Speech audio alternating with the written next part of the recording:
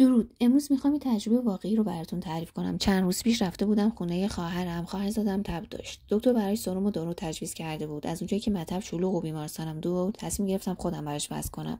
چون میدونستم که اگه وسایل لازم رو داشته باشم کار راحتیه، ولی خب همه وسایلم البته کامل نبود.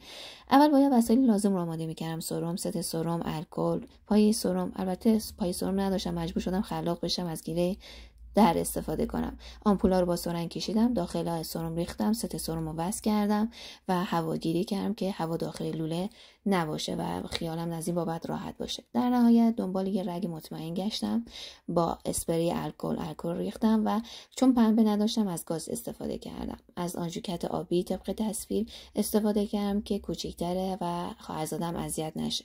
آنژوکت رو وارد رگ کردم و زمانی که خون وارد آنژوکت شد خیالم راحته که دارست محل در قرارگیری آنژوکت. گارو یا دستبند رو باز کردم، طبق ویدئو چسب را محکم به آنژوکت زدم و در نهایت با دست دیگه آنژوکت رو گرفتم که خون جاری نشه. هپاری لاک یا همون درپوش رو در محل آنژوکت قرار دادم که خون جاری نشه و در آخر ست سرم رو به آنژوکت وصل کردم تا سرم جریان پیدا کنه.